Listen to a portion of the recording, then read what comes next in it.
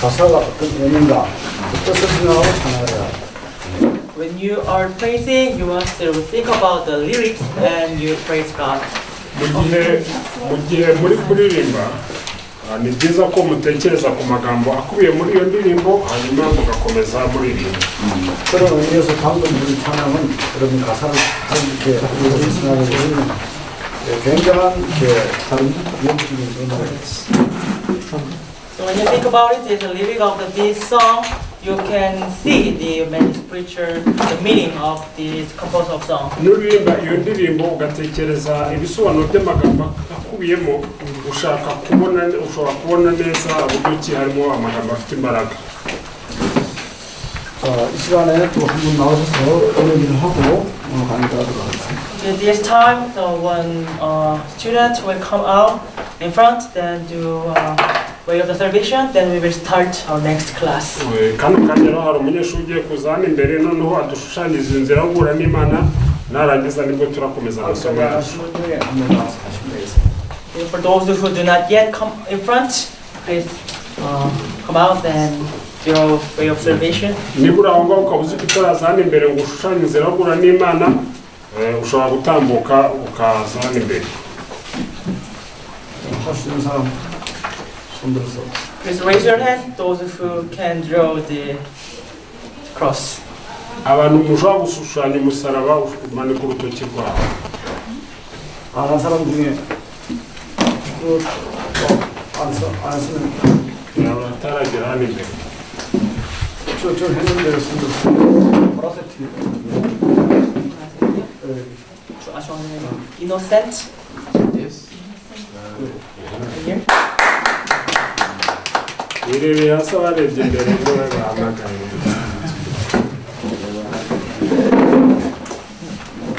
Yesu ni Kristo. amen. Yesu ni Kristo.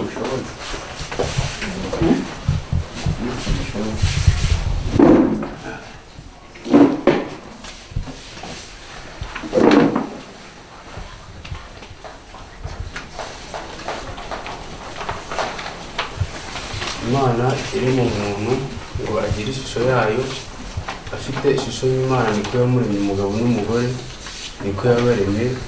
Imana ibaha umugisha ibona mu itangiriro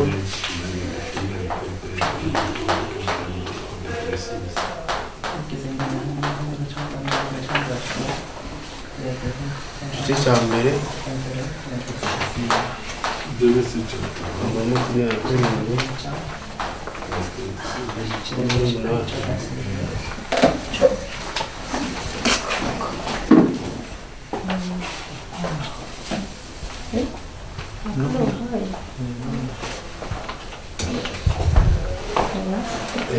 Imana imaze kubaha umugisha ntabwo bagumye muri wa mugisha Imana yabahaye, ahubwo baje gutandukana n'Imana, aho tubibonera mu itangiriro ibice bitatu guhera ku murongo wa mbere kugeza ku murongo wa gatandatu.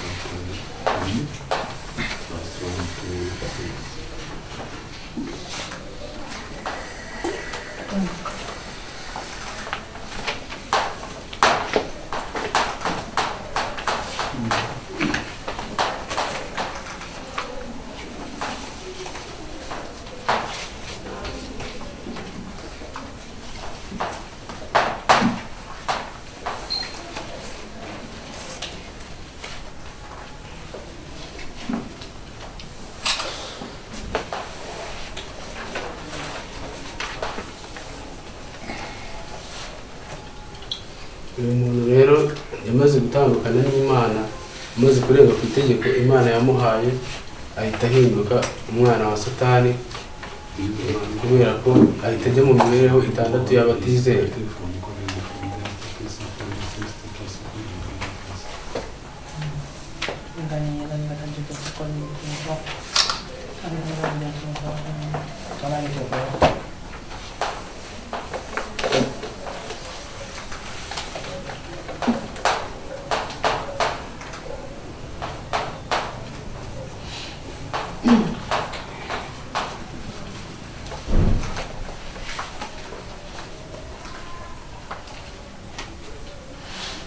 amaze gutandukana n'Imana n'ubundi yahise aba umwana wa Satani. Ari byo tubona hano mu itangiriro igice cya 3.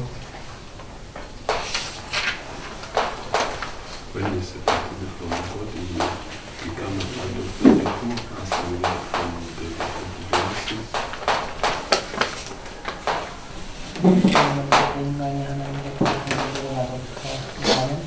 Umurongo wa mbere kugeza 20. Verse 1 to 20. Yahise aba Genesis chapter 8. yahise akora icyaha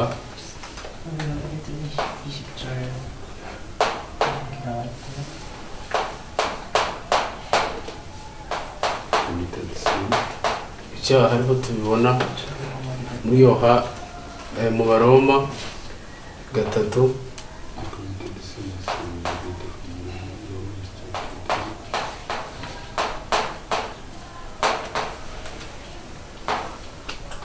3:23. Chapter 8 verse 23. n'ubundi aba umwana wa Satani. Aribyo tubona muri Yohana igice cya 8 umurongo wa 44. He remained as a son of the devil, child of the devil, as we read John 8:44.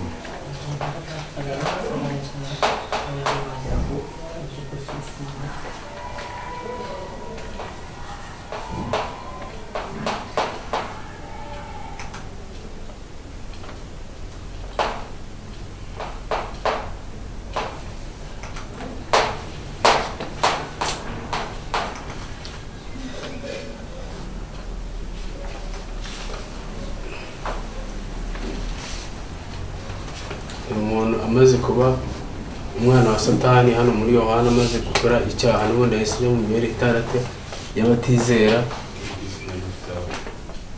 Aribyo n'ubundi dusanga aribyo twongera kubona mu itangiriro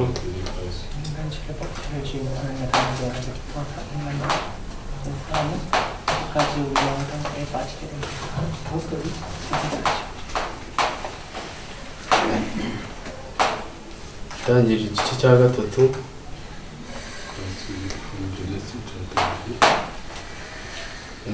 guhera ku murongo wa mbere kugeza 6. Atangira gusenga ibigirwamana, kugira ibibazo byo mu mwuka. Aribyo tubona n'ubundi n'ubundi turongera tubibone mu Baroma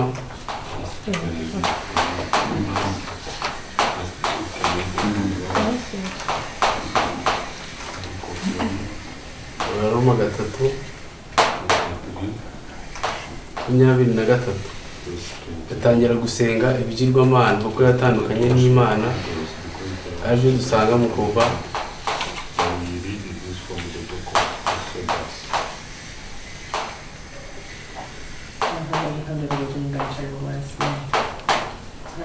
kuva 20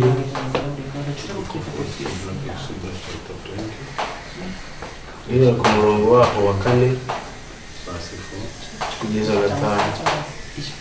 Atangira gusenga ibigirwamana azi ko yenda aribyo byatuma yongera kwishima kubera ko yatandukanye n'Imana. Agira ibibazo byo mu mwuka, aribyo tubona mu Befeso. Agira ibibazo byo mu mutwe, aribyo tubona mu Befeso.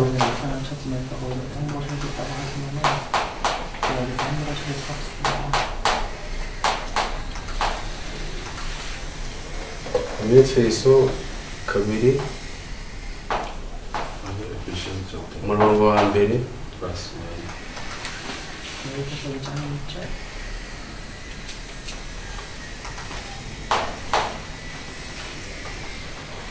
uyu muntu rero kubera ko yatandukanye n'Imana n'ubundi yakomeje guhura n'ibibazo.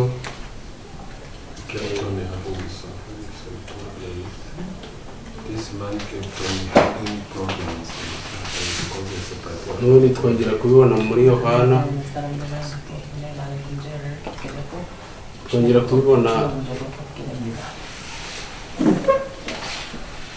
twongera kubibona muri Yohana n'ubundi 8:44.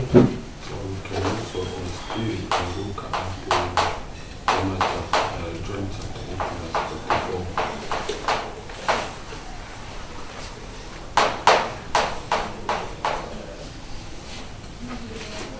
Uyu muntu rero kubera ko yatandukanye n'Imana nta kindi yari gukora uretse kwizera Yesu Kristo, ariko yaje kwizera ko akoresheje ubwenge bwiwe byakunda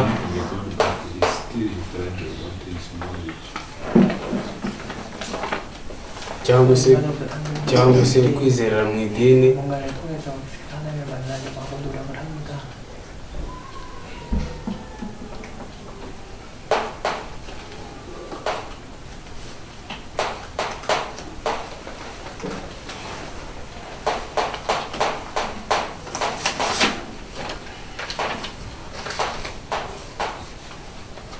uyu muntu rero nta kindi yari akeneye uretse urukundo rw'Imana gusa.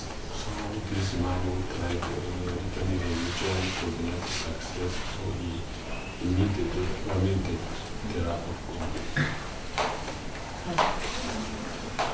종교를 통해서도 인간이 구원을 사랑하고 하지만 그럴 수 없고 오직 하나님의 사랑만이 nabyo tubona muri Yohana 3:16. As in the book of John chapter 2 verse 16. 요한복음 3장 16절을 읽으면 그 뜻이 n'ubundi rero uyu muntu yari akeneye kwizera Yesu Kristo wenyine, akaba ari we amukura muri ibi bibazo. This is supposed to believe in Jesus alone, in order for him to come out from all these problems. 수준은 오직 예수님 안에만 거해야 되고 예수님을 만나야지 하나님을 만날 수 있습니다.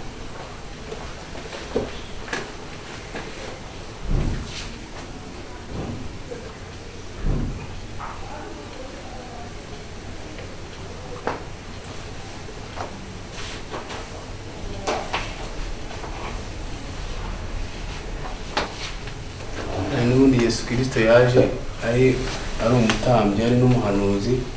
Jesus came as a prophet and as a priest. 그리고 예수님께서는 예수님의 통치자로 사랑하고 있습니다. ari umwami ndetse He was also a king. 그리고 또한 또 있다는 것 같습니다.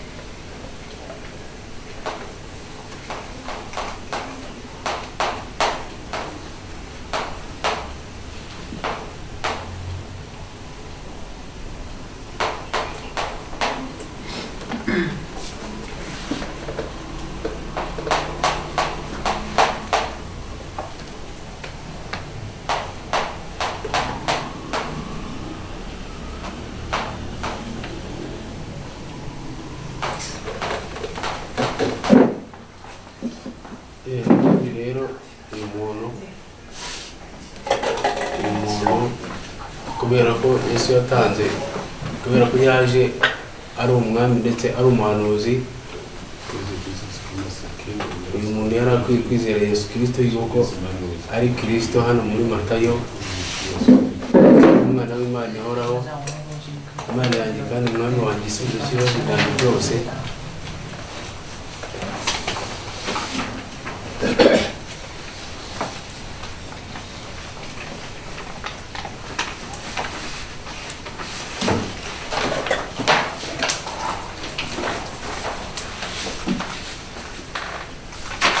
ubundi uyu muntu kubera ko umwami yari amaze kuza, yari Kristo, uyu muntu yahise aza mu mibereho imigisha ibintu y'abizera.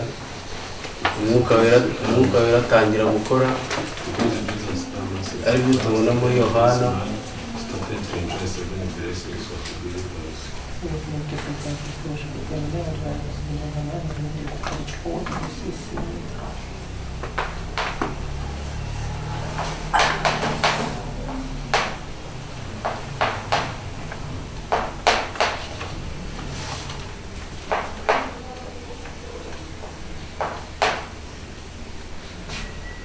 tubibona muri Yohana 14 umurongo waho 14장에서 16 kugeza ku wa 17 umwuka wera n'ubundi atangira gukora muri we 어머니께서 시험 쌓으시기 시작하시고요.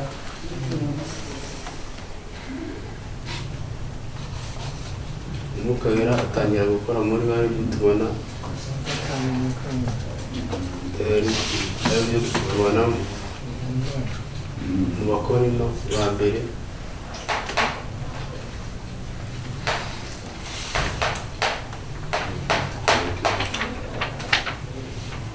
Bakorinto ba mbere 3 16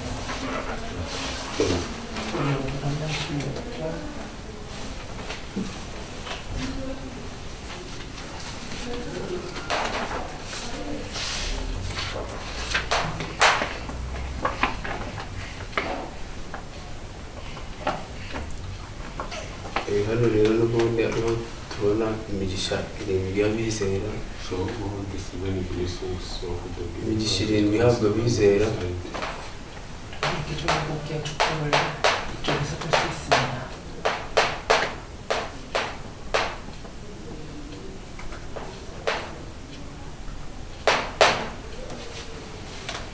ihabwa abizera n'ubundi uyu muntu yamaze kwizera Yesu Kristo So these blessings are only given to the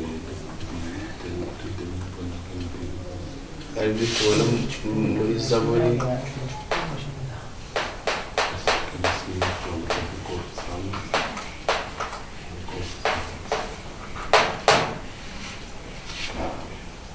muri Zaburi 3 Psalms chapter 3. umurongo waho wa 4 kugeza kuri 5 n'ubundi tukongera kubibona muri Yohana Also, can you see from the book of John? Yohana 14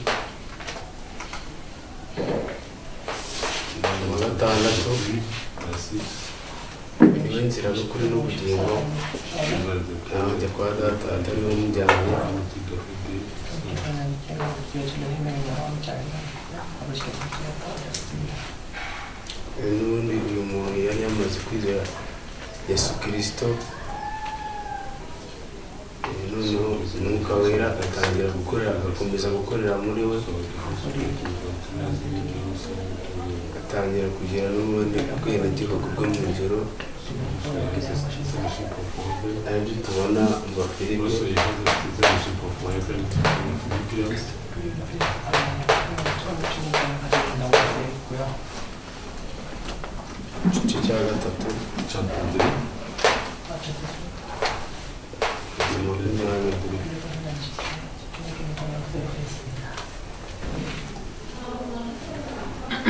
uyu muntu n'ubundi kubera ko yari amaze kugira ubwenegihugu bwo mu ijoro noneho avuga ubutumwa ku isi yose Was the letter of Jesus to them? ariho tubibona mu byakozwe n'intumwa During the evangelization according to the book of Acts.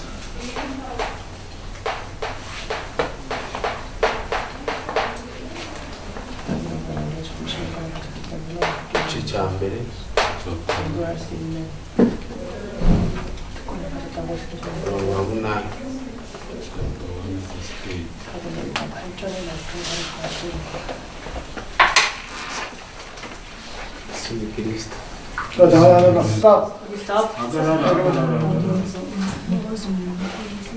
마무리를 해가지고. 마무리를. Almost finished. n'ubundi uyu muntu umaze kumubwiriza inzira yo guhura n'Imana So as we have the ndamubaza niba se glory to meet the God that uri muri uru ruhande cyangwa uri muri uru nguru. are you this side or we are in this side? 저희가 치고들 그 다음에 질문합니다. 이쪽에 있냐? 이쪽에 있냐? ubwo ari buvuge ati ndahangaha cyangwa se ndahangaha mu mibereho yigishije indwi y'abizera cyangwa indi mu mibereho itandatu y'abatizera. 이쪽에 있다.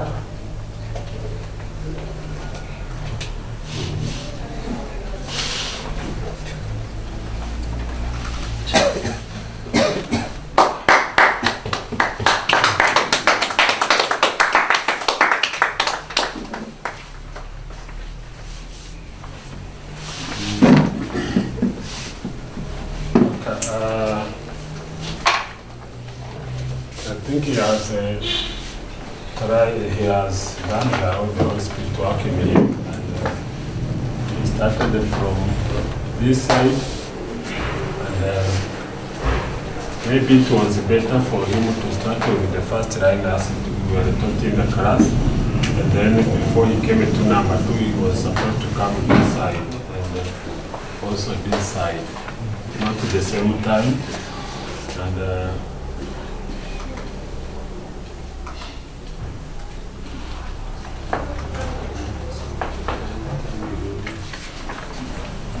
imirongo yose hano yanditse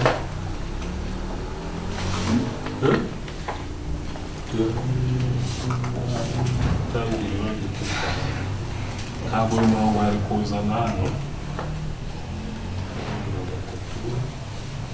umurongo ni wa 3 wa 8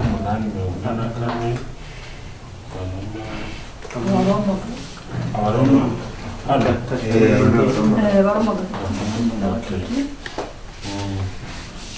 mirongo itandatu y'abatizera yanditse se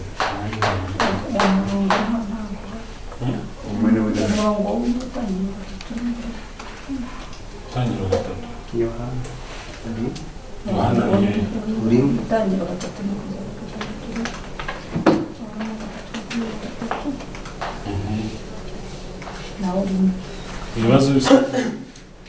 ibibazo byo mu mutwe uri he birimo ibibazo by'umubiri biri he ntacyo ibibazo bya nyuma y'urupfu umurage mubi noneho yaje hano kuvuga urukundo rw'Imana Yohana 3:16 ndavuga ntabwo yabyanditse noneho iki gihe aza hano kuri Yesu Kristo umutangira umuhanuzi n'umwami yavuze ko ntashobora kubyandika ni ukuba ko hano ntabwo yabyanditse ariko yabivuze bagaragara ko hari ikibazo cyo kwandika ariko arabizi umuhanuzi umutambyi n'umwami sibyo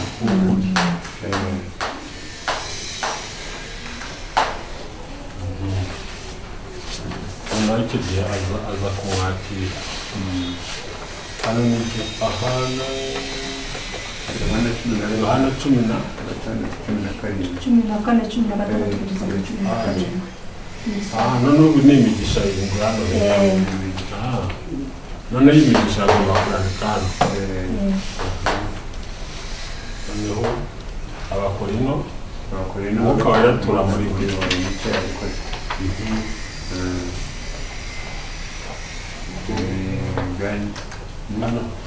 Yohana 14:6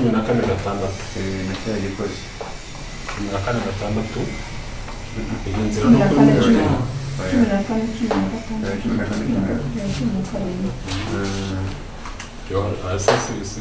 Yesu Kristo niwe nzira no kuri n'ubugingo uyu murongo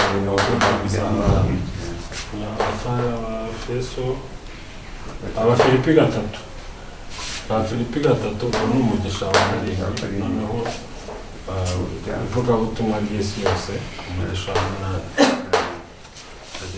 angahe ku ijana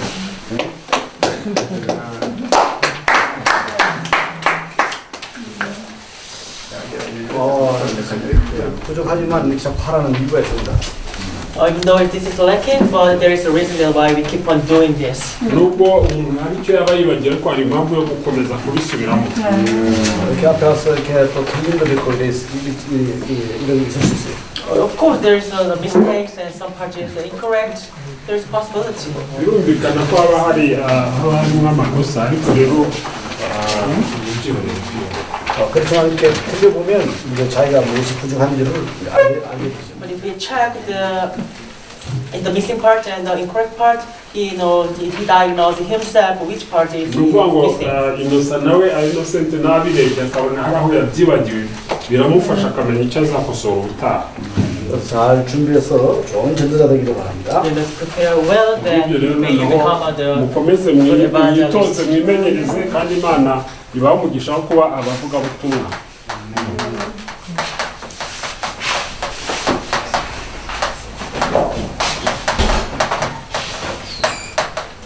네, 여러분 오늘 들은 페이퍼 3번 마가다락 방향 같죠. Lecture 3, the Markup Room Covenant Experience. noneho rero isomo rya gatatu ni iry'abigishwa bari mu cyumba cyo hejuru kwa Mariko.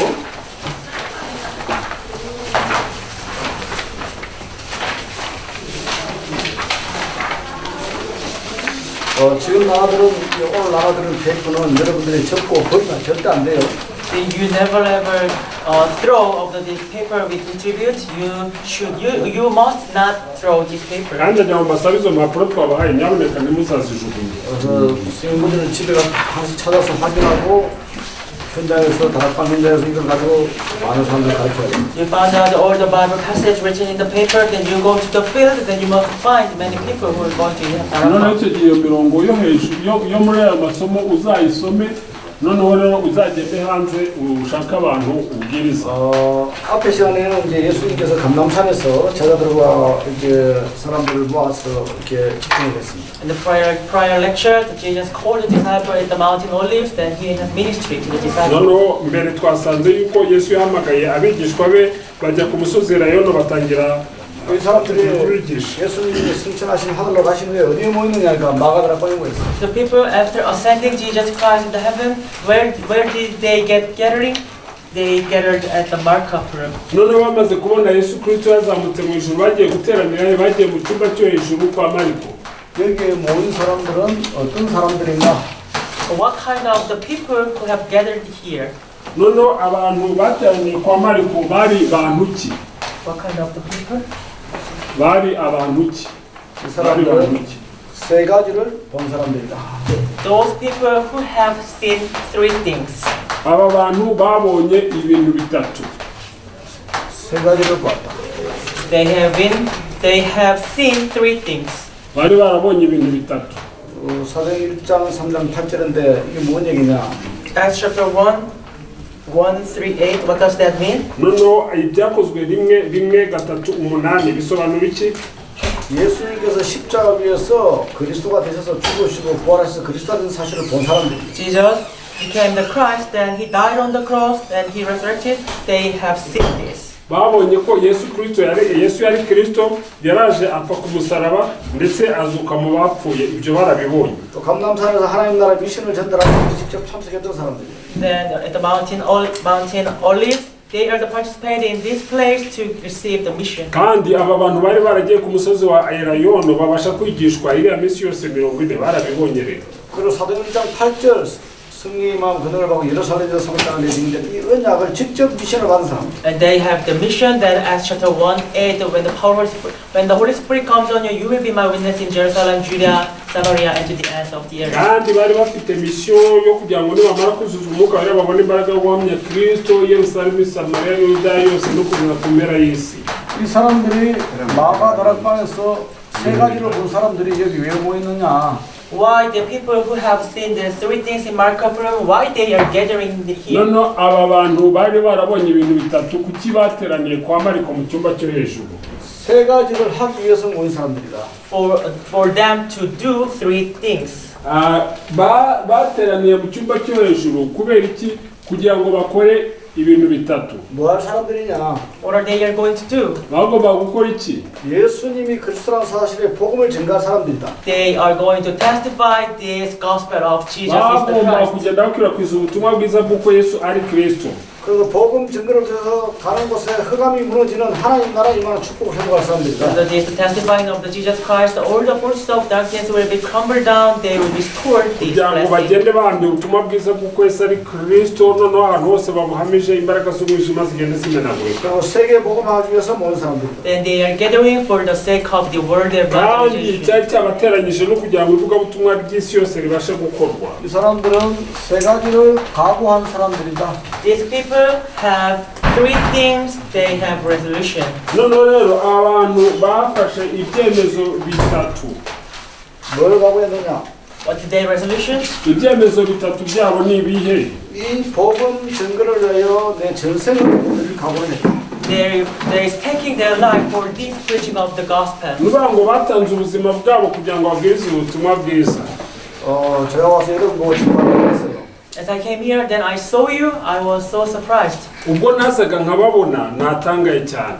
복음 증거를 위하여 여러분이 전생을 이렇게 각오하고 이게 한 달 동안 모여서 훈련받고 정말 우리 르완다는 비전이 있다 생각했습니다. To testify that this Jesus Christ the gospel, you yourself the resolution that you stay here for the 1 month. So as I see you, this Rwanda is so hope. ubwo naje ngasanga kubera kwiga iri vugabutumwa n'ijambo ry'Imana wafashe icyemezo ukaza ukamara ukwezi kose hano, naje gusanga yuko u Rwanda rufite ibyiringiro n'ejo hazaza. 예수 그리스도의 복음 증거한 일이 생명을 걸 만한 가치가 있습니까?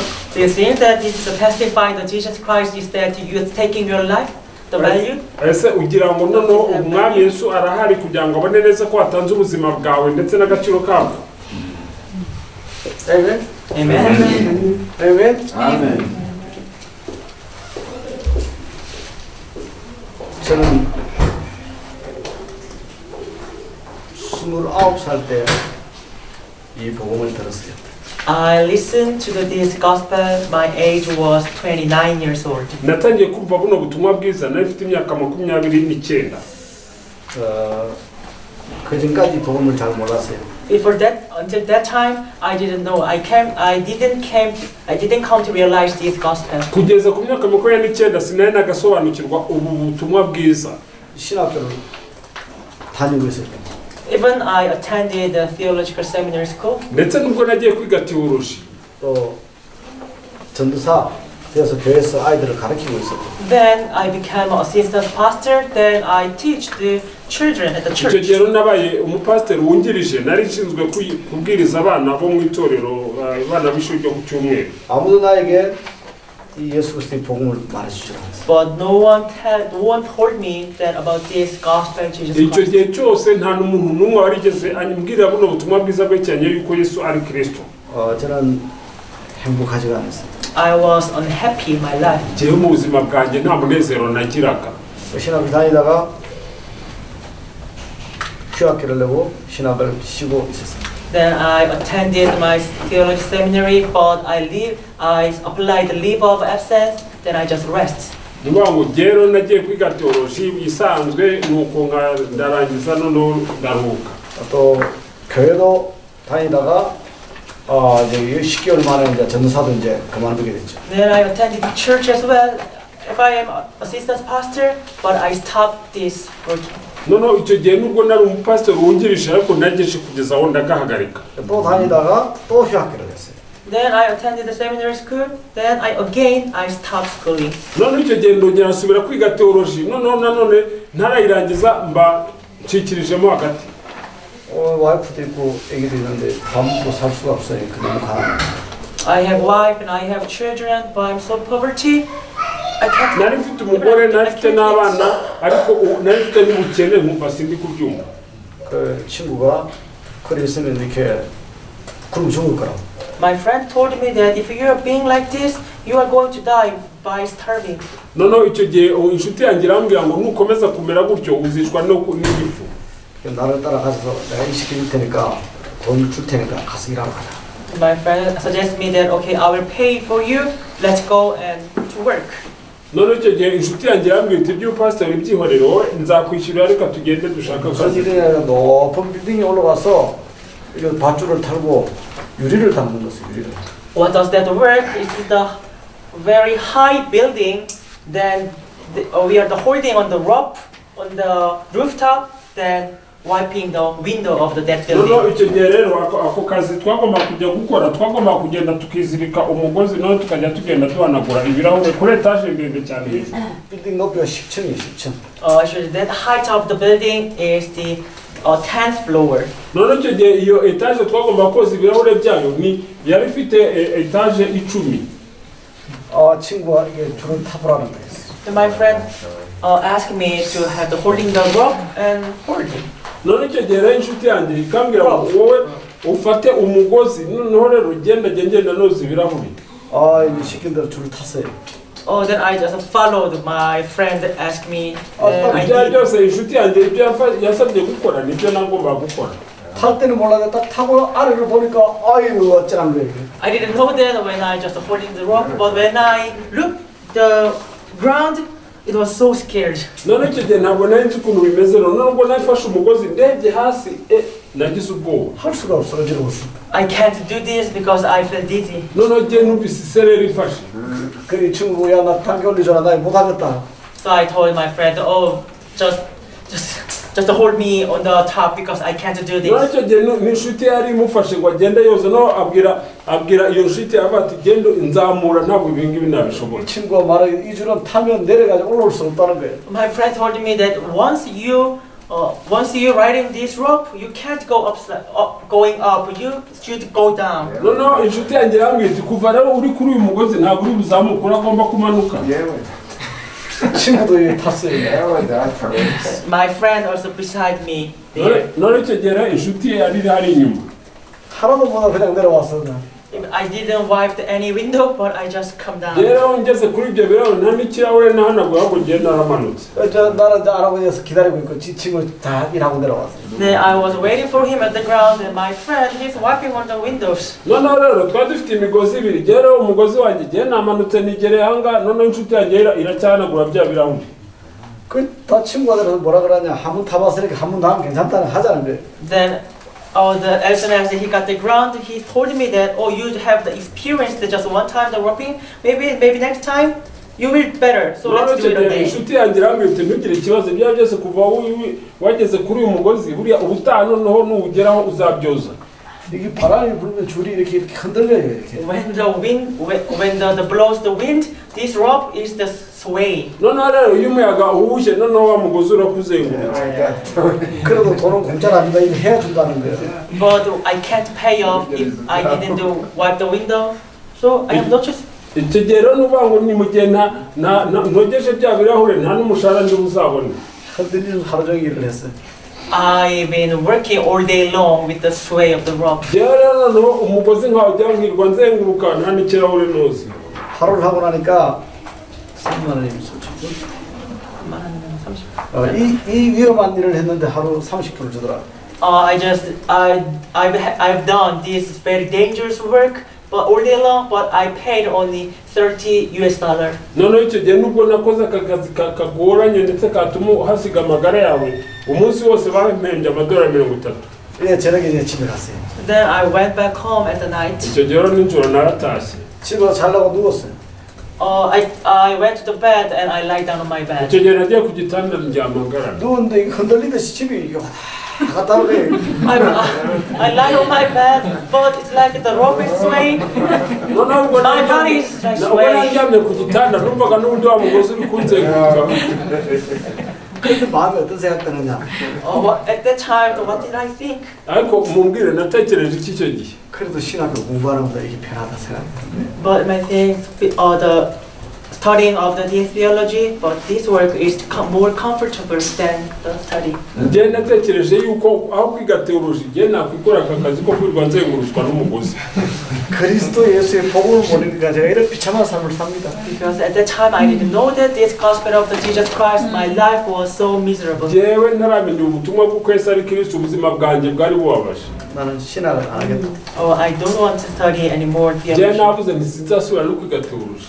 그것도 이제 이렇게 한 번은 내 나가는 교회 목사님이 야, 너 그러면 안 되니까 산에 가서 기도를 하라고. And just one day I attended the church and my pastor told me that, why don't you go to the mountain and pray? igihe kimwe nagiye mu rusengero no pastor wanjye arambwira ati kuki utagenda ngo uri umusozi usengere hejuru. 산에 이렇게 밤에 기도하러 올라왔는데 여기 어떤 아가씨가 이렇게 높은 바위에 이렇게 앉아서 손을 들고 기도를 하는 거예요. While I'm climbing on the mountain at the night, just one lady, he sat on that point, then she prayed on that none igihe place. nazamukaga umusozi hari nijoro igihe nari ngeze ahangaha hano hari umukobwa wari hano yari ari gusenga. 내가 여기서 보면 아가씨가 이렇게 굉장히 위험하게 손을 들고 이렇게 기도하는 거예요. As I seeing her, that lady, she's very dangerous position that she's praying. noneho icyo gihe ubwo nabonaga uriya mukobwa ari gusenga igihe nabonye nabwo ari hatari nk'iyo nawe nabonaga ko hari ikindi kibazo. 내가 얘기했어요. 위험하니까 내려와서 기도해라. So I told her that is a very dangerous place. Why don't you come down then pray? noneho icyo gihe nabwiye uwo mukobwa aho hantu rero uri gusengera hakumerera nabi kuki utamanuka no gusengera ahantu hameze neza. 이 아가씨 얘기하는 거 높은 데 올라야 하나님 들으신다. Then this lady told me that I should place on the highest place so that God will listen my noneho prayer. umukobwa angira inama ambwira ati wowe rero nuko utabizi wagombye kuzamuka cyane kuko kuzamuka nuko Imana yumva gusenga kwawe. 그러면 손이 위험하니까 손을 내려서 바위를 잡고 기도해라. Okay, your hand is very dangerous position. Why don't you holding the rock and you pray? noneho rero uyu mukobwa yari yibereye ku rutare noneho icyo gihe ari amaboko ye ari mu kirere none nabwo yakose byuzuye amaboko yafashe urutare ubwo urinze uhubuka ntiwapfa. 그런데 이 아가씨가 이렇게 대답을 해요. Then this lady answered to me. noneho umukobwa arambwira 손을 들어서 이게 안테나래. 이게 안테나를 세워야 하나님 들으시네. Because my two raising up hands this is the antenna, so that God will listen to my prayer. umukobwa aramubwira ati amaboko yanjye yameze gutya na antene kugira ngo Imana yumve antene uzimye ntabwo Imana yakora. 그래서 내가 기도에 대해서 두 가지 그렇게 배웠어요. At that time, I learned about the prayer, about the two things. icyo gihe nize isengesho mu byerekeye ibintu bibiri. 높은 산에 올라가야 된다. I must go up the height icyo mountain. gihe ndagomba kuzamuka cyane none 안테나를 세야 된다. Then I have to raise up my antenna. nkazamura za antene. 나는 더 높은 데 올라갔어. So I go up higher than icyo her rero uwo position. mukobwa yaranyigishije none ahubwo sinaguma hafi ye genda azamuka ajya ku musozi hejuru. ngeze hejuru nzamura antene. 나는 더 높이 올라가서 기도하는데 아무것도 하나님 I go up higher position than her, then I pray to God, but He never answered. uyu mukobwa ndamusize ahangaha agenda azamuka nzamura za antene ariko Imana ntiyashubije. 얘보다 내가 더 높이 올라가서 안테나 세웠는데도 하나님 기도를 응답을 안 했어. I go up the higher place than this lady, then I make up my antenna, but my God didn't pray. yarazamutse nsiga uyu mukobwa njya hejuru nzamura antene Imana ntabwo antene zanjye uri kuzireba. 제 나이 29살. That was I am 29 years old. icyo gihe rero nababwiye ko nafite imyaka 29. 그래 어떻게 이래 시작할 했지. This is I had my walk of faith is so incorrect. njye uko kwizera kwanjye kwari gupfuye. 그런 데로 온 거예요. Then I came down. icyo gihe namanutse uriya musozi nsubira hasi. 기독교가 이런 건가? I thought, Christianity is like this. naribaje ko kuba umukristo nuko bigenda. 넌 기대가 높은 산에 가 안테나를 세워야 한다. Why is the prayer that I have to go to the high mountain, that I have to raise up my antennas so I can receive the answer? ariko se kuki ngombe kuzamuka umusozi kugira ngo nzamure na antene kugira ngo Imana isubize. 내가 잘 모르지만 이건 아닌 것 같다 이런 생각이 I didn't know well, but this is not correct. nuko ntari mbizi neza ko navuze ibi bigomba kuba birimo akabazo. 그러다가 우리 RTS 지금 원장이 유목사님 29살 그때 만난 거예요. Then my age was 29. I met the director of the R-RTS, Reverend Liu. icyo gihe rero nawe mfite imyaka 29 nibwo nahuye na diregiteri w'aya mashuri ya teoloji yitwa Reverend Liu. 신앙생활 그런 게 아니라는 거예요. The Reverend says that that is not the work of faith. nubwo yambwira ati ntabwo ibyo ngibyo ukora ari ibyo kwizera. 예수님이 그리스도 복음을 바로 알아라는 거예요. You must come to realize the correct gospel. Jesus is the wowe Christ. uragomba gusobanukirwa ubutumwa bwiza buzima yuko Yesu ari Kristo. 예수 그리스도가 삼중직을 가지고 우리 세 가지 문제를 해결했다는 거예요. Jesus Christ has three offices and he solved our three problems. yesu kristo afite imirimo itatu kandi iyo mirimo itatu yakemuye ibibazo byacu bitatu.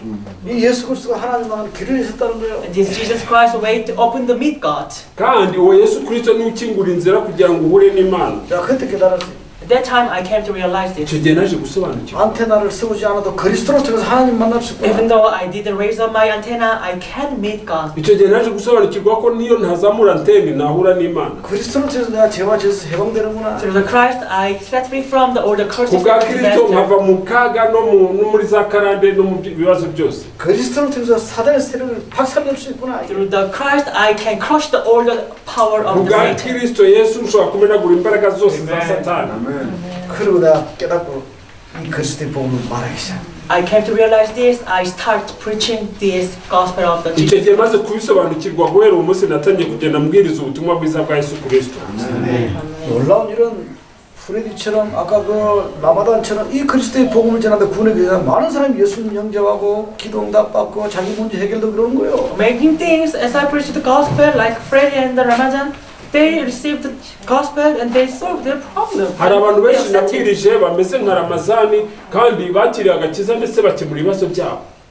이제 제가 깨달았어요. Now I came to realize this. hari ikindi naje gusobanukirwa. 내 생을 이 그리스도의 복음 전하는 일에 올인해야 돼요. I must all in to preach this gospel, to take my life. nafashe icyemezo ndagomba kwinjira muri ubu butumwa bwiza jyewe wese n'ibyanjye byose kubw'ubutumwa bwa yesu kristo. 내가 지금부터 살아야 될 이유는 오직 예수 그리스도의 복음만 전하는 것이다. From now on, the reason why I live in this life to preach only this gospel of Jesus kandi Christ. impamvu ndiho ubu buzima nkiri mu gihumeka no kugira ngo mbwirize ubutumwa bwiza bw'uko yesu ari kristo.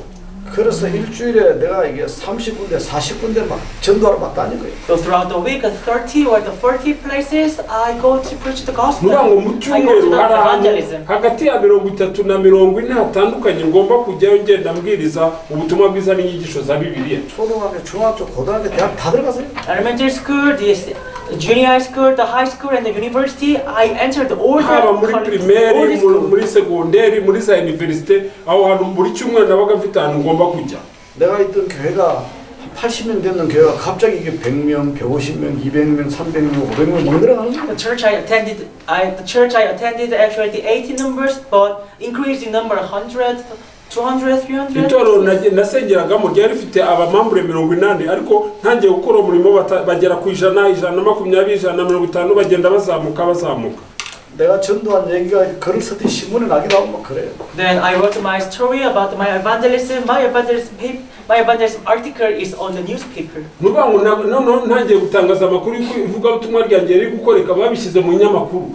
내가 그리스도 예수의 복음을 알고 나니까 신학을 해야 될 이유가 깨달아진 거예요. As I came to realize that this Jesus Christ gospel, I know why I have to study this theology. none icyo gihe maze gusobanukirwa gusogongera ku byerekeranye n'ibanga rya kristo naje gusobanukirwa none ko ngomba kwiga teoloji. 이제 신학을 마치고 이제 목사가 된 거예요. 이제. After the theology study, I became a pastor. none maze kurangiza iryo shuri rya teoloji naje guhinduka abangira umupasitori. 하나님 나를 온 세계에 보내면서 복음 전하게 하십니다. God sent me all over the world and need to preach the ubu gospel. ngubu imana inyohereza hirya no hino ku isi ngenda mbwiriza ubutumwa bwiza. 한 번은 러시아로 가세요. And just one day, I went to Russia. umunsi umwe nagiye mu burusiya. 우리 루안다는 허가하는 인사죠. The Rwanda, the hug is the greeting to each other. nuvuga ngo Hug is the greeting to each other. nuvuga ngo iyo muhoberana muba musuhuzanya. 미국은 키스를 하는 게 인사입니다. In America, their culture is the kiss is the nuvuga ngo greeting. muri amerika ho iyo gusuhuzanya kwabo ni ugusomana. 러시아로 갔더니 인사가 또 달라요. When I went to the Russia, they have a different way to greet ngeze each mu other. burusiya ho nasanze basuhuzanya mu buryo butandukanye. 러시아는 허그하고 키스를 하는 거예요. In Russia, they hug, then kiss. noneho mu burusiya ni nk'uko bafata u rwanda ukongeraho amerika. 러시아. Russia. nuvuga ngo barahoberana bakanasomana mu burusiya. 근데 러시아 사람들은 남자도 그렇고 여자도 그렇고 키가 커요. But in Russia, even the women and the female and the male, they are all tall. nuvuga mu burusiya rero abagabo abagore bose ni barebare. 여자 성도들도 키가 커요. 덩치도 크고. Even the female saints, they are all tall and they are all the good body. noneho icyo gihe n'abagore nabo usanga ari barebare kandi umubiri uhagije. 메시지하고 나오니까 은혜 받았다고 인사를 하는데 나를 안아주는 거야. After giving the message, then the Russian saints they told me that I much so much grace, then they hugged me. nacyo gihe maze kubabwiriza ubutumwa bagira ubuntu ngo nakira ubuntu bwinshi bazatangira bamobera. 여자 집사님들이 키도 크니까 입도 얼마나 커요. Then the deaconess of the Russia, they are so tall, so how they big of their mouth. nacyo gihe abadiyakonikazi bo mu Burusiya uburyo ari barebare kandi n'iminwa bari minini. 안고 인사를 하는데 여기에 입술자가 They hug me and they greet me, but their lips, the point of the lips is like baramoberaga noneho kunsoma umunwa wabo wabaganije. 뒤에서 계속 하는 거예요. 계속. at the backside, they keep on greeting me. noneho bakaba bari inyuma bakaza bagumye bamobera basoma iminwa. 그렇다고 내가 no 할 수도 없잖아. I can't say, oh no. noneho nakubabwira ngo mubyihorere. 다 끝나고 화장실 갔더니 얘기가 After greeting, I went to the CR. My cheek is full of the blush. icyo gihe rero bamaze kundamutsa nagiye ahantu hariya ikiro noneho ngasanga noneho mu maso wanjye hashushanyijemo iminwa myinshi.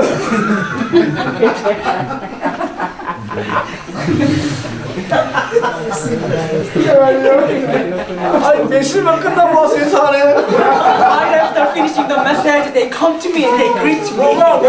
ubutumwa bwarangiye bagahita bahaguruka. 그런데 여자분들이 한 분이 손수건을 딱 갖다 주더라고. One of the member of a female member, she gave me a handkerchief. noneho icyo gihe noneho umudamu umwe wo muri iryo torero azanira akamushwari. 이거 이제 이렇게 키사오라고 또 딱. After kissing, I wiped. After kissing, I noneho wiped. icyo gihe bamara kunyomekaho umunwa agahanagura undi yawushyiraho agahanagura. 그래도 계속 나오는데 계속 나갈 수밖에 없잖아. Because they are keeping with me, so I can't wipe every time. noneho kubera ko bakomezaga basoma noneho gukomeza kwihanagura. 제가 이제 전 세계로도 복음을 전하서 Now I became a people who goes all over the world to preach the gospel. nubwo ariko bimeze ubu nabaye umuntu noneho uzenguruka mu bihugu byose byo ku isi mbwiriza ubutumwa bwiza. 여러분이 전도하는 일에 인생을 올인하면 여러분 미래가 그렇게 기대절다. If you put your life all in to preach the gospel, your life will become an evangelist. nushyira ubuzima bwawe bwose n'umutungo wawe wose mu kuvuga ubutumwa bwiza, ubuzima bwawe buzahinduka ubutumwa bwiza. 그래서 구원의 길을 가지고 듣든지 안 했든지 모든 만나는 사람에게 다 전해보세요. So with the message of the way to meet God, whether they listen to or not, whether whoever you meet, you preach this way ndagira of ngo salvation nkwibutse to ko people. hamwe n'inzira yo guhura n'Imana uzahura wese uzayimwigishe yabyumva atabyumva. 두 번째 레슨입니다. And number 2, nimero ya kabiri, 왜 우리가 마가다락방에 있느냐를 체험해야 돼. why do we have to experience this Markup Room covenant? ese kubera iki tugomba gusobanukirwa tugomba kunyura muri iri sezerano ryo ku musozi wa Kalvari. 오순절날 성령의 능력을 여러분이 기도 가운데 하나님 능력을 체험하면 절대 바뀌지 않는 나의 각인과 뿌리와 체질이 바뀌는 역사예요. If you experience the day of the Pentecost, you pray and you receive the answer, the day your imprint, root, and nature surely will change. nuvuga ngo icyo gihe nunezererwa Kristo ukanezererwa ibanga ryo ku musozi wa Elayono, icyo gihe kamere yawe izahinduka. 여러분이 기도해서 능력 받으면 우리의 무능이 추려. So when you pray and you will receive the power, all your powerless will be healed. nusenga ukakira imbaraga z'Imana noneho za ntege nkeya zawe usanga ngo zizakira. 기도해서 능력 받으면 영적 문제가 해결된다. When you pray and you will receive power, all your spiritual problem will be solved. nusenga ukakira imbaraga z'Imana ibibazo byawe byo mu mwuka bizakira. 여러분이 핸드폰을 가지고 있는 거하고 핸드폰을 사용하는 건 다른 얘기죠. It is a different story if you possess the cell phone and you are using that cell phone. hari ibintu bibiri biratandukanye. kuba ufite telefone yo mu ntoki no kuyikoresha ni ibintu bibiri bitandukanye. 우리 장로님 핸드폰 여기. Our elder have the cell phone here. noneho umukuru w'itorero hano afite telefone yo mu ntoki. 가지고 가만히 있으면 이거 아무 효과 필요 없는 거야 이게. I just holding the cell phone and I didn't do anything. noneho It's useless. ndamutse nyifashe gusa gutya nta kintu nyikoresheje nta n'icyo yaba imaze. 이걸 사용할 때 이게 핸드폰이 이렇게 귀하게 쓰이는 When 거죠. I use this phone became the precious one. nuvuga ngo iyi telefone nyikoresheje nibwo iba ibaye inyamumaro cyane. 여러분이 그리스도의 복음을 가졌어요. You have this gospel of Jesus Christ. mufite ubutumwa bwiza bwa Yesu Kristo. 이 복음을 쓸 때 능력이 됩니다. When you use this gospel became power. ubu butumwa bwiza n'ubukoresha buzaba imbaraga kuri wowe. 그게 전도입니다. That is the ibyo nibyo evangelism. twita ivugabutumwa. 이제 구원의 길을 여러분이 다 가지고 있잖아요. Then now you all have the way of salvation. ubu ngubu noneho mwese mufite inzira yo guhura n'Imana. 페이프가 없어도 할 수 있지 않나요? Even without 페이프가 없어도 할 수 있을 만큼 암송을 해야 돼요. Even without paper, you can do this way of salvation. That much you must memorize. ndagira ngo mbabwire ngo iyi mirongo muragomba kuyifata mu mutwe kugeza ubwo uzisanga uri kubwiriza utayitwaje urupapuro. 이 예수 그리스도의 복음을 가지고 내가 아는 모든 사람을 다 살릴 것이다. With this gospel of the Jesus Christ, I will save every people. ugafata icyemezo uti kubwo ubutumwa bwiza bwa Yesu Kristo nzakiza umuntu wese nzahura nawe. 그래서 복음을 증명하면 어떤 일이 벌어지느냐? So what will happen if you testify to this gospel? tekereza nubikora gutyo uribaza bizagenda gute. 우리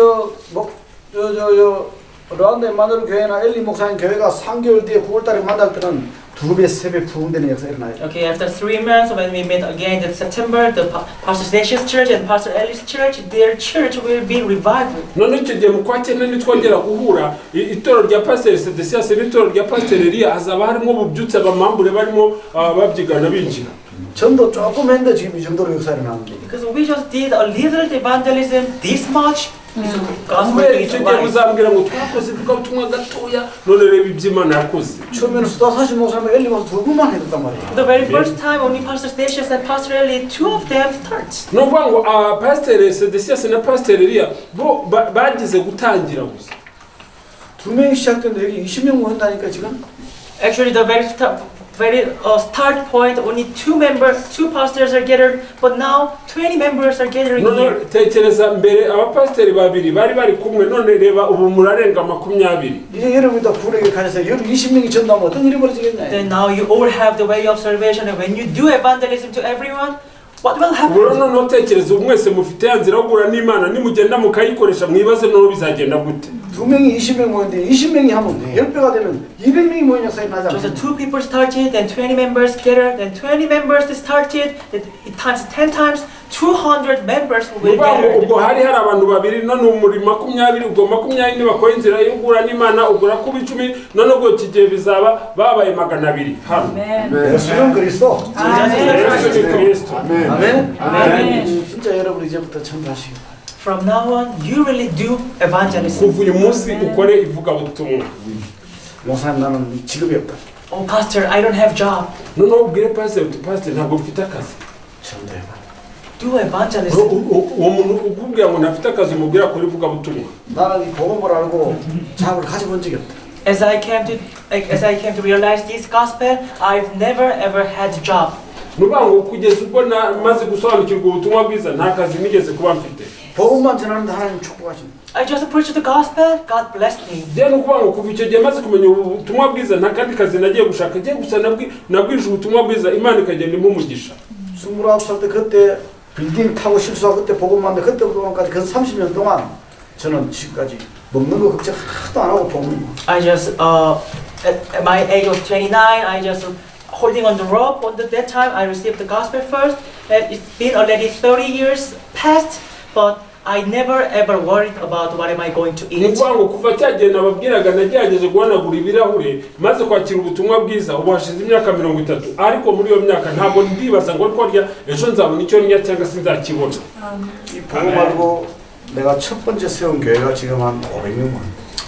As I came to realize this gospel, the very first church I established, as of now, the 500 members gathered. maze kwakira ubutumwa bwiza bw'uko Yesu ari Kristo itorero natangije icyo gihe uyu munsi rifite abamambure 500. 한 사람하고 시작됐는데 두 번째 세운 교회가 지금 한 350명. I just started just one person. The second church I established, now 350 members gathered. none icyo gihe nagiye ntangiza itorero rya kabiri ntangirana n'umuntu umwe ariko ubu noneho bageze ku bamambure 300. 다 자기 교회를 가지고 있는 They 빌딩을 가지고 있는 all have their church. 건축을 다 했다. They all there have established, finished the temple. kandi ayo matorero yose yubatse urusengero rwararangiye. 세 번째 모임 세운 교회도 한 350명. Then even the third church I established, same as 350. none icyo gihe n'itorero rya gatatu natangije ubu rigeze ku bamambure 300. 네 번째 모임 교회는 한 1000명 모였줄라.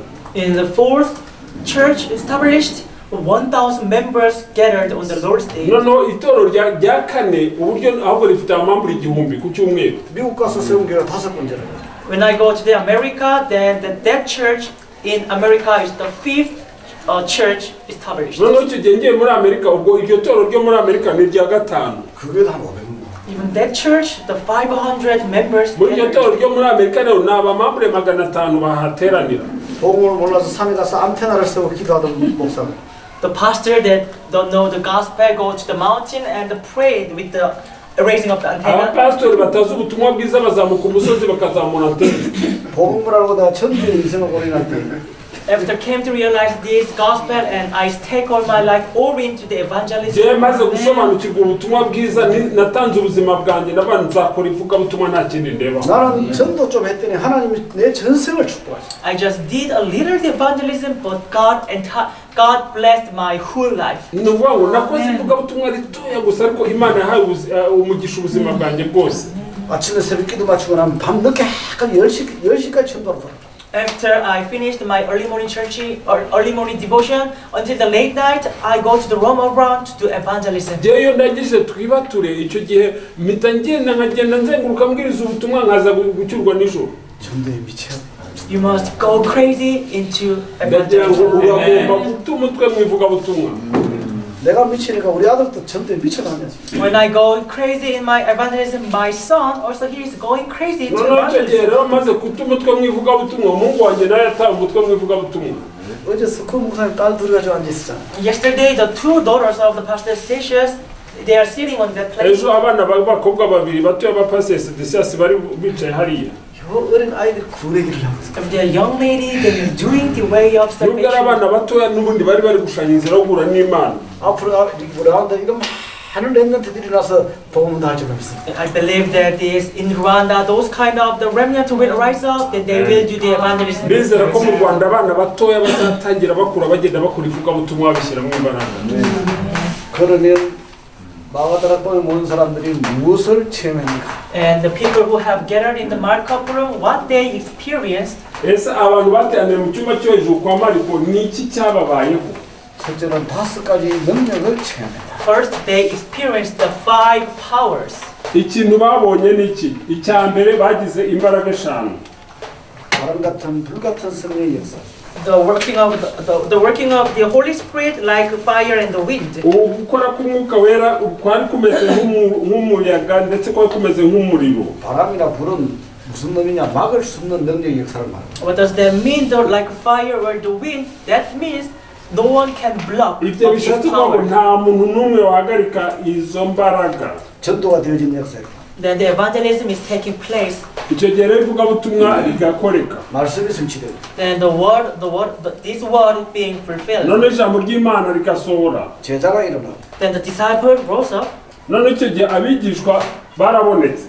현장이 변화되는 능력의 역사가 나타나요. Then the power of the working, that the field is changed. none icyo gihe ahantu bari batuye harahinduka. 여러분이 진짜 기도하고 진짜 전도하면 하나님은 오순절의 능력의 역사를 여러분 교회에, 여러분에게 가정에, 여러분에게 허락하십니다. If you really pray and if you really do evangelism, God will allow you to have blessing of the Pentecost on your family, on ndababwiza your and ukuri your church. nimusenga Imana kandi mugashaka Imana izabemerera yuko mugira umugisha w'umunsi wa Pentecote mu itorero ryanyu. 기도는 안 하는데 전도한다. 그 역사 안 일어나요. Oh, if you don't pray but you do evangelism, the working is not taking place. none udasenga ariko ukajya hariya hanze mu ivugabutumwa ntabwo bizakunda. 또 전도는 열심히 하는데 기도 안 한다. 그것도 역사 So 안 if 일어나요. you do evangelism but if you do not pray, the working is not occurred. ukora ivugabutumwa ariko ntusenge ntabwo bizakoreka.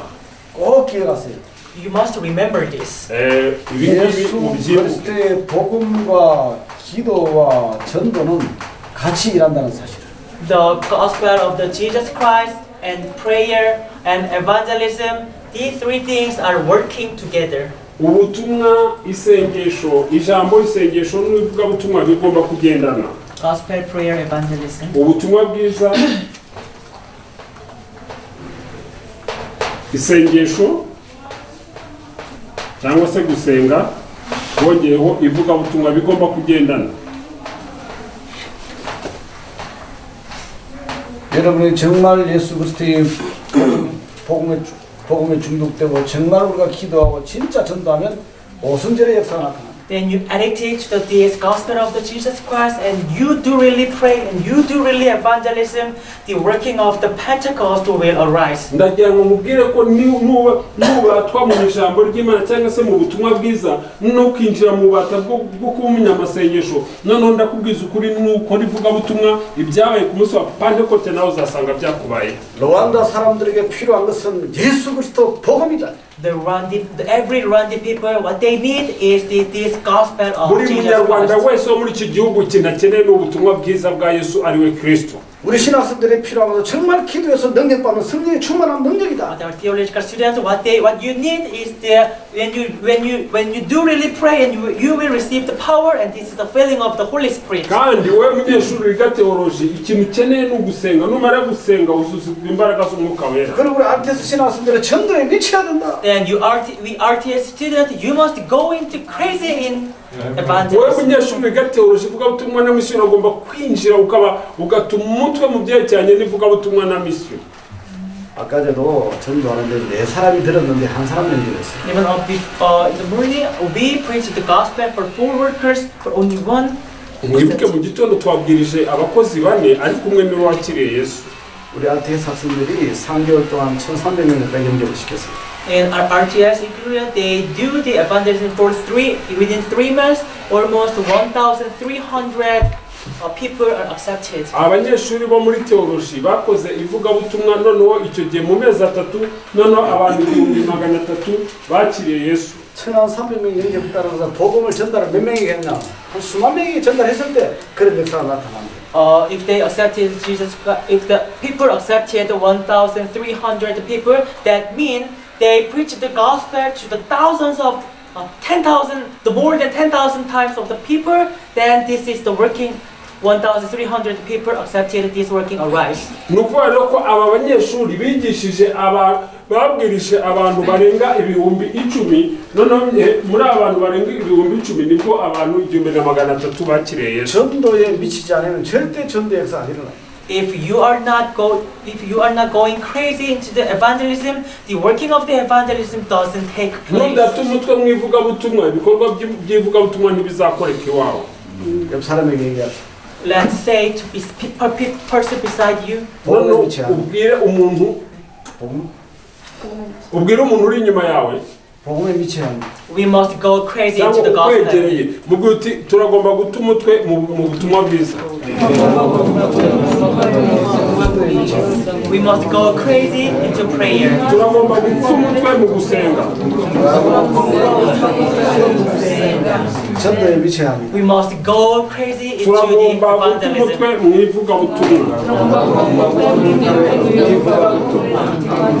Amen. 학교 오며 가며 걸어다니면서 사람 보면 무조건 뛰어가서 구내기 해야 돼요. When you come to the school and when you go to the back, whenever you see the people, you go to them and you preach to this way of Mu gitondo salvation. uza hano ku ishuri ugahura n'umuntu hariya muhanda uramubwira inzira yo guhana Imana, none nimugoroba utashye nuhura n'umuntu witu, mbese ni uguta umutwe mu ivugabutumwa. 개나 고양이에게는 전도 안 해도 돼. But to the dog or to the cat, you don't need to do ariko nuhura evangelism to n'imbwa them. cyangwa injangwe ntabwo ari ngombwa kuyibwira inzira yo guhura n'imbwa. 그러나 어린아이든 어른든 사람이면 무조건 만나서 복음 전해야 But 돼. if the young man or the old man, if you see the person, you go to them and you preach the ariko niba ari gospel. n'umwana w'agahungu kangana gutya cyangwa niba ari n'umusaza uwo nta kibazo umubwira inzira yo guhura n'Imana. 당신이 지금 멸망의 길을 가고 있대. Now you are going to the path of the destruction. Ni ukuvuga ngo umubwire uti ubu ngubu uri mu nzira ikwerekeza kurimbuka. 당신까지가 가면 불신자 예수의 상태 잡혀 있다. You or your family lives, you are seized by the six unbelievers. mwebwe mu muryango wanyu harimo za karande ndetse murarimbuka, noneho umuhereze igisubizo. 여기서 해방되는 길이 있다. There is a way to you set free from hari this. inzira yo kuva mu kaga. 예수는 그리스도다. Jesus is the Yesu Christ. ni Kristo.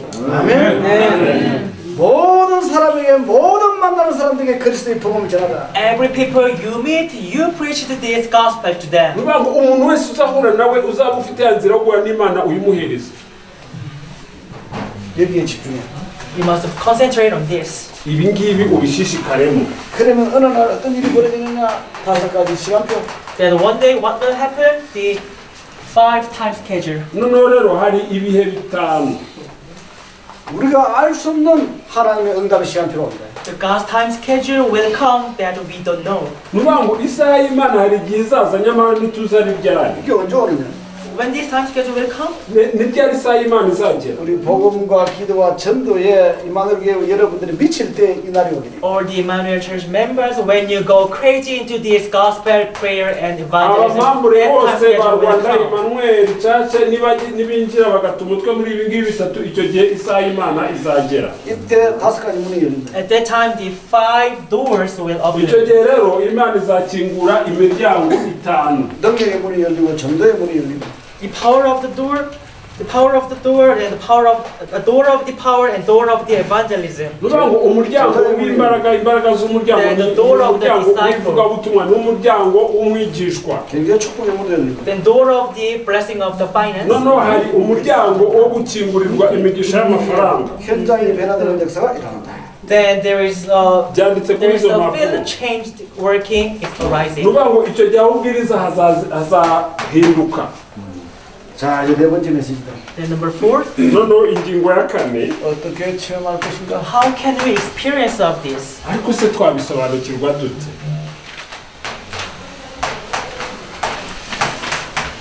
기다림이라 그랬는데 그 기다림을 기도라고 표현할 수 있다. It is written in the waiting, but we can use this prayer. ni ukuvuga ngo dushobora gukoresha isengesho Only prayer. isengesho gusa. 오직 기도 속에 들어가.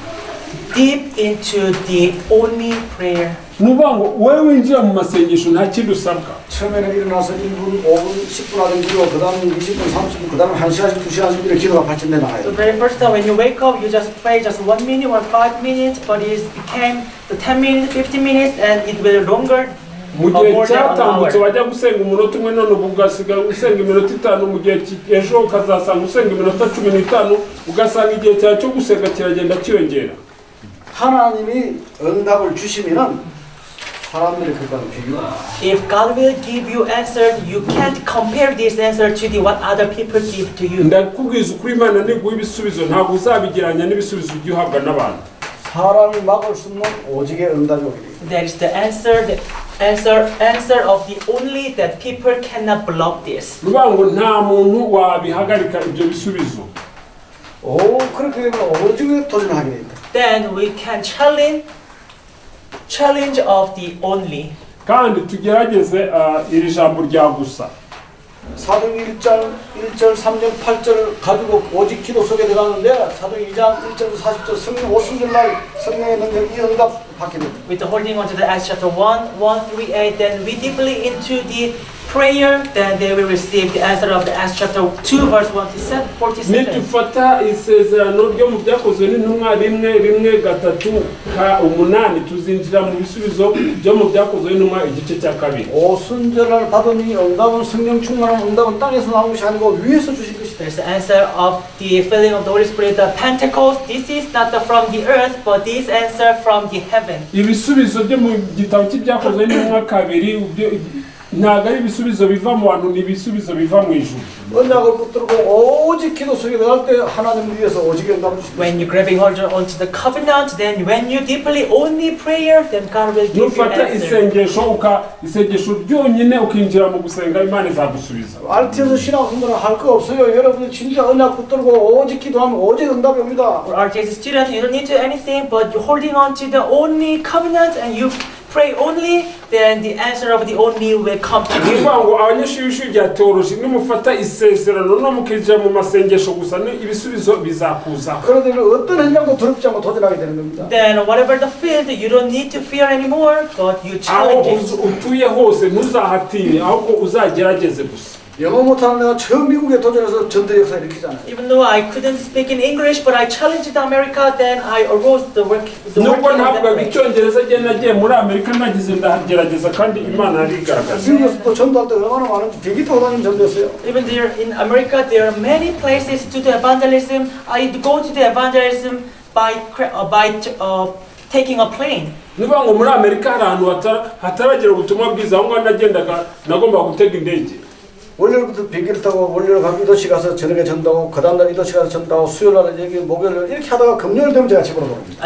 I started my evangelist on this place, then I go to the airplane on this part, and Tuesday this part, Wednesday, Thursday, and Friday I come back to my home. none icyo gihe ngatega indege nkajya ahangaha noneho kuwa kabiri nkajya ahangaha n'indege nkongera nkava n'indege nkongera nkagenda n'indege kuwa gatanu nkagaruka iwacu mu rugo 진짜 여러분이 오직 복음, 오직 기도, 오직 전도하면 하나님 우리에게 오직 응답 속으로 이런 축복 속으로 들어갑니다.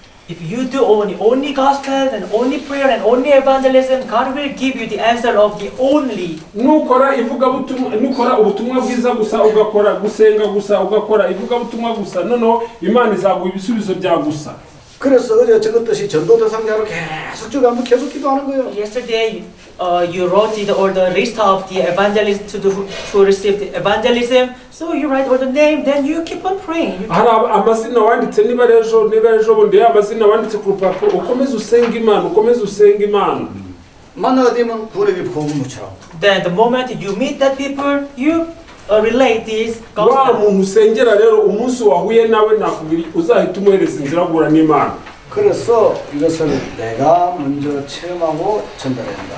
So you must experience of this first you yourself, then relay. ni ukuvuga ngo wowe ubwawe rero wagomba kubisogongera hanyuma ukabona no kubihereza abandi I first. jewe bwa mbere 응답 중에 최고의 응답은 What is the answer of the answer?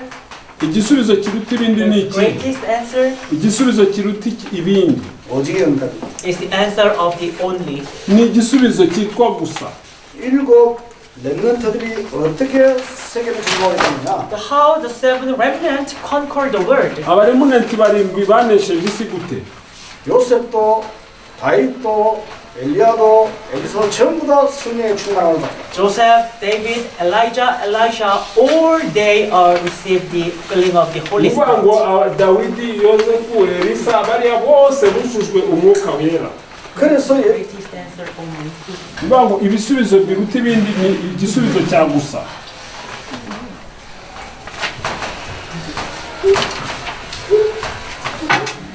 Acts.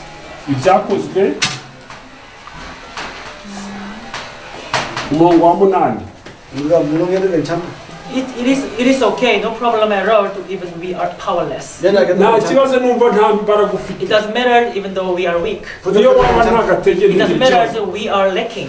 niyo twaba hari ibyo tubuze nta kibazo 진짜 하나님 오직 나에게 성령의 충만함 주십시오. 기도하면 하나님 응답하시기 때문에. When you pray, Lord, please give me the true filling of the Holy Spirit. When you pray, God will answer. nusaba imana ngo ikuzuze umwuka wera ugasenga gutyo imana izaguha igisubizo 제자들이 예수님 십자가에 못 박힐 때 다 도망갈 만큼 무능했대. Or the disciples, they are powerless because when Jesus crucified on the cross, all the disciples they abigishwa ran bose away. ba yesu nta gatege bari bafite n'ikimenyimenyi ubwo yesu kristo yabambwaga ku musaraba bose baramuhunze barigendera 이들이 감람산에 은혜가 없도록 오직 기도 속에 들어가. Then they are holding on to the covenant of the mountain olives, and they are go inside to the ibyo byose only. bafashe isezerano bari bahawe ku musozi wa elayono bamaze kurifata baragenda binjira kwa mariko basenga ariryo bishingikijeho gusa 그때 오순절날 하나님의 성령이 위에서부터 내렸대. That time on the day of the Pentecost, the power of God from the heaven. umunsi we wa upon that pantekote place. usohoye imbaraga z'uwiteka imana ziva mu ijuru ziraza zigera kuri buri umwe wese 쟤도 오직 복음, 오직 기도, 오직 전도하는데 안테나 들 필요가 없었대. Only gospel, only prayer, and only evangelism. I don't need to raise up my antenna. niba ngo ubutumwa bwiza gusa amasengesho gusa ivugabutumwa gusa ntabwo nkeneye kugenda ngo nzamure za anteni 만나는 모든 사람에게 구원의 길을 전하고 The people whom I meet, every people, I relate this jewe way of umuntu salvation. ngomba guhura nawe wese ngomba kumuhereza inzira yo guhura n'imana 틈만 나면 기도하고 Then whenever I have time, I pray. nuvuga ngo noneho ningira akanya ndagomba kwinjira mu masengesho 그 다음에 시간 나면 계속 성경 연구하고 복음 연구하고 Then whenever I have my spare time, leisure time, I research the Bible, I research the nuvuga ngo ningira akanya nafite indi mirimo yindi ndongera afate ya mirongo nyisubiremo nyisoma 이런 저는 이런 페이퍼 받으면 그냥 안 뒀어요. 전부 다 성경 다 찾아서 복음이 뭔가 연구했어요. If I received this kind of the paper, I didn't just read, I found out all the Bible verses, then I researched and I nukuvuga ngo studied. iyo bampaga impapuro nk'uko twazibahaye ntabwo iyi mirongo najya ngo mbike najya ngafata Bibiliya yanjye nkagenda asoma muri buri burongo ndeba muri Bibiliya. 하나님을 이 축복 속으로 인도하시는 God guided our life into this blessing. kandi Imana yatuyoboye yinjije ubuzima bwacu muri uyu mugisha twese. 그럼 우리의 최고 사명은 무엇인가? What is the greatest commission? Mission. noneho rero misiyo iruta izindi Imana yaduhaye ni iyihe? 우리의 최고 사명은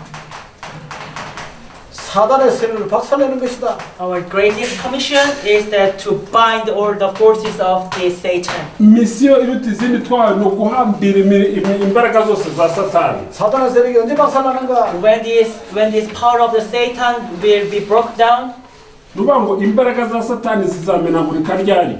여러분이 전도하면 사단의 세력은 박살나게 되는 것이다. when you do evangelism, all the power of Satan will be crumbled down. nakubwiza ukuri wowe nukora ivugabutumwa icyo gihe ujye umenya ko imbaraga za Satani ziri kumenagurika. 전도자의 최고 성공은 So 무엇인가? what is the greatest success to the evangelist? ese gutunganirwa kuruta ukundi ku buvugabutumwa ni ukuhe?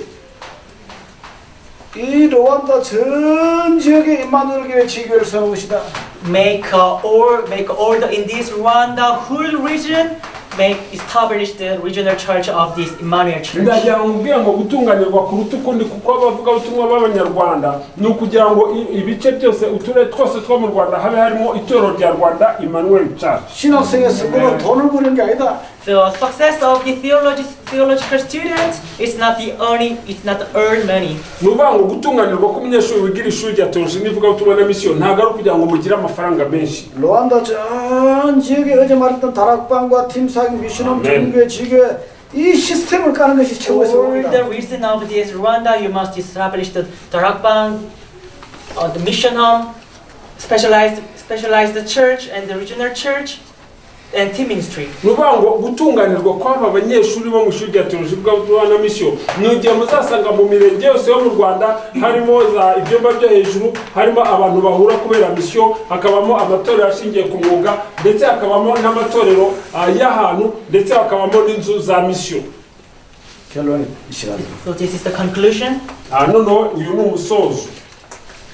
신학생은 실제로 복음을 연구하는 속에 들어가야 된다. The theological student, practically, you must get inside you research this gospel. noneho rero mwebwe abanyeshuri ba teoloji muragomba gukora ubushakashatsi muri ubu butumwa bwiza.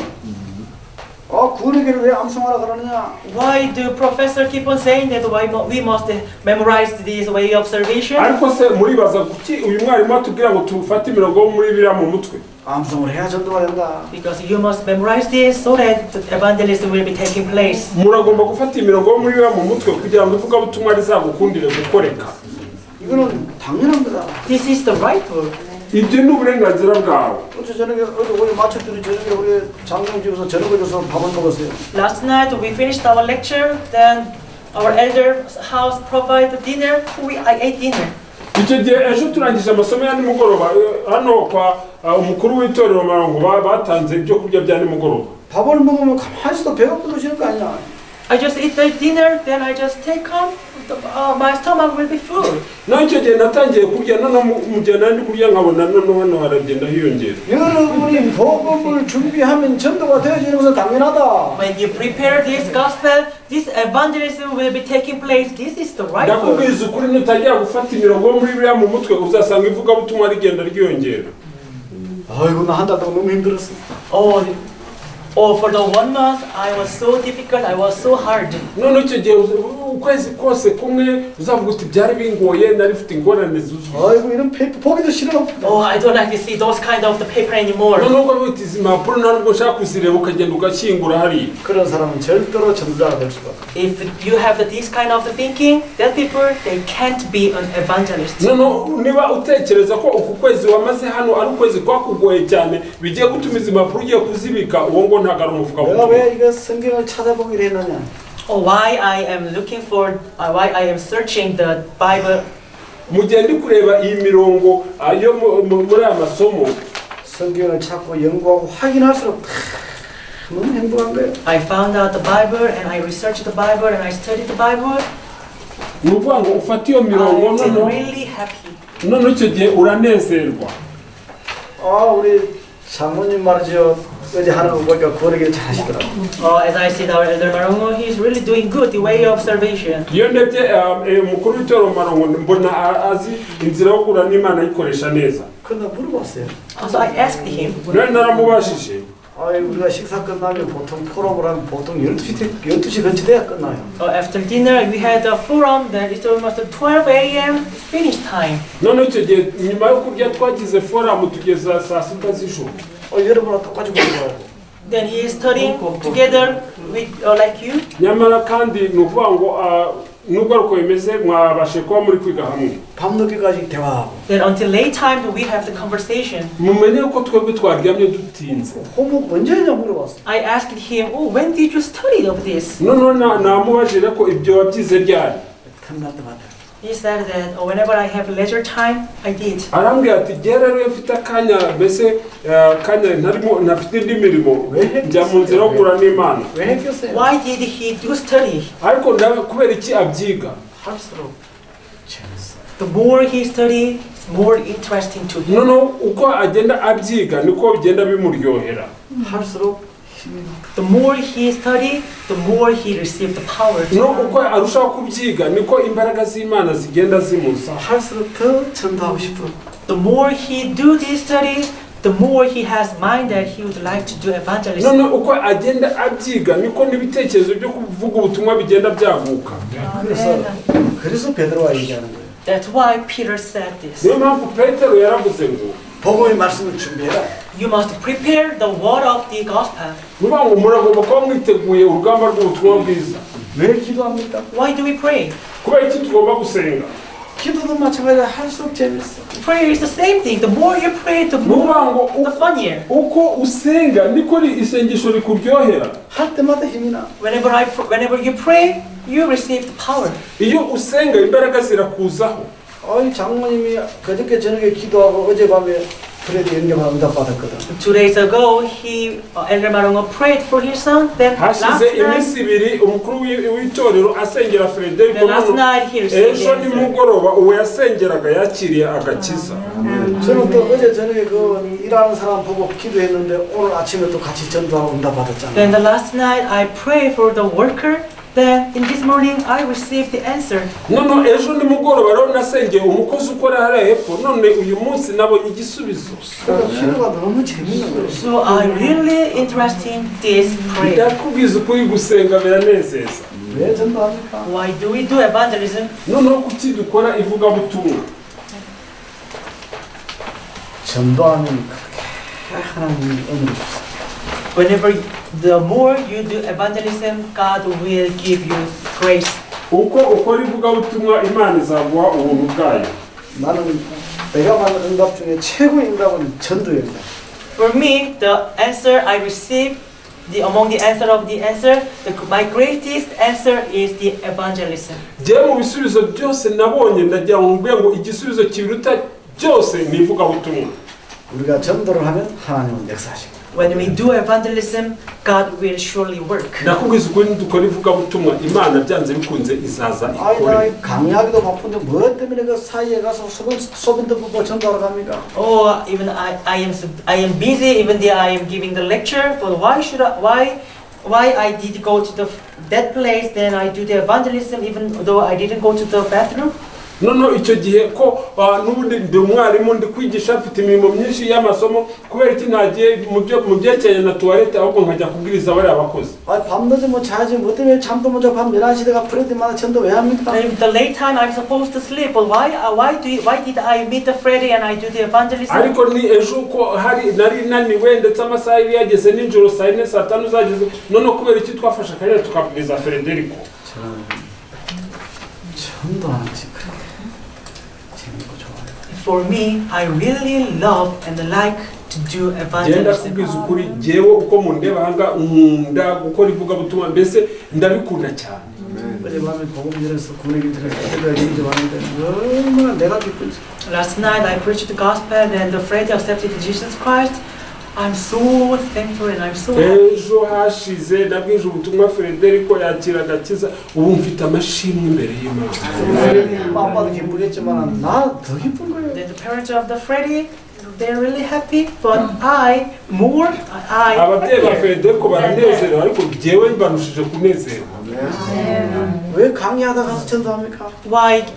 Oh, while I'm preaching the gospel, in the meantime, why I go to the field and I do evangelism? nuvuga ngo igihe ndi kubwiriza ubutumwa no nkagenda hanze hariya nkabwiriza 나는 내 생에 전도하면서 모슬렘 돌아온 걸 라마단 이거 얘가 처음이야. 나 모슬렘 전도해보지도 않았어. This is the very first time that I do evangelism in the Muslim to turn to the Jesus Christ.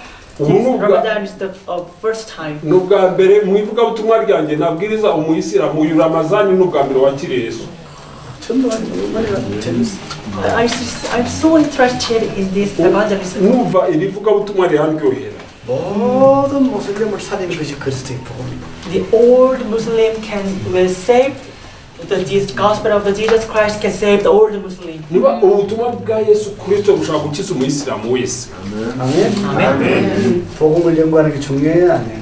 So is it important or not important you study this gospel? niba ngo byaba ngombwa cyangwa se atari ngombwa ikintu ugomba gukora no kwiga ubutumwa bwiza. 기도하는 게 중요하냐, 아니에요? So the prayer is important or not important? noneho gusenga bifite umumaro cyangwa se ngombwa. 전도하는 게 중요해요, 아니에요? So do evangelism is important or not gukora important? ivugabutumwa ni ngombwa cyangwa se ngombwa. 왜 이 세 가지가 하기 싫을까요? Why the people they don't like these three things? kubera icyo abantu badakunda ubutumwa bwiza ntibakunde gusenga ntibakunde n'ivugabutumwa. 그게 사단이에요. That is the working of the Satan. mumenye ko ari satani uba wababeshye. 여러분에게 사단이 역사하면 전도하는 게 싫어져요. When Satan attacked you and Satan working upon your life, you don't like to do evangelism. ni ukuvuga ngo iyo satani yakwinjiyemo ntabwo ukunda gukora ivugabutumwa. 기도하는 게 싫어져요. Then you don't like to pray. icyo gihe nta nubwo ukunda gusenga. 복음을 준비하는 게 싫어져요. Then you don't like to prepare to this gospel. nta nubwo ushaka kwitegura mu buryo bw'imirongo ariyo ubutumwa bwiza. 하나님 자녀인 여러분이 잘 때 사단의 귀신이나 목을 조르고 귀신 그래 못해요. 왜냐면 하나님 자녀이기 때문에. Then you are the children of God. While you are sleeping, the demon can't choke your neck because you are children of God. iyo uri umwana w'Imana niyo waba usinzire ntabwo abademoni bahegera kubera iki kuko uri umwana w'Imana. 근데 귀신은 어떻게 가서 사단 어떻게 여러분이 사? But how this devil, the Satan, working upon you?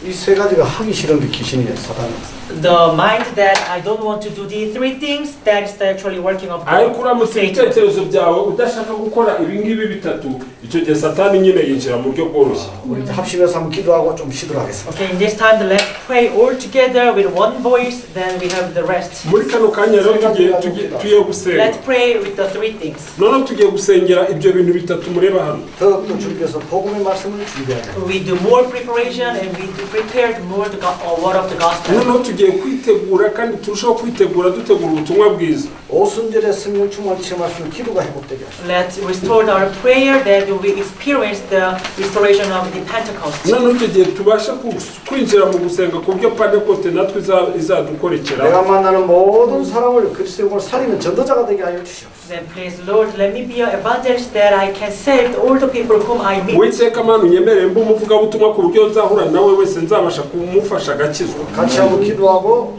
사실 목사님 사모님이 한번 기도해 주시고. Let us pray all together at the same time. Then Basilisa, you lead us to pray to closing none icyo gihe prayer. nitumara gusenga n'ijwi rimwe twese buri wese yasenze mama pasiteri nawe araduha isengesho ryo gufunga.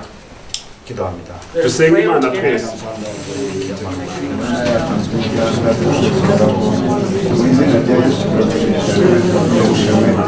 aya magambo yose yabanyeshuri reka Imana ijambo gutuma isengesho mutabona n'imana Imana gishinzwe n'uko gusa tugomba kubikora ntabwo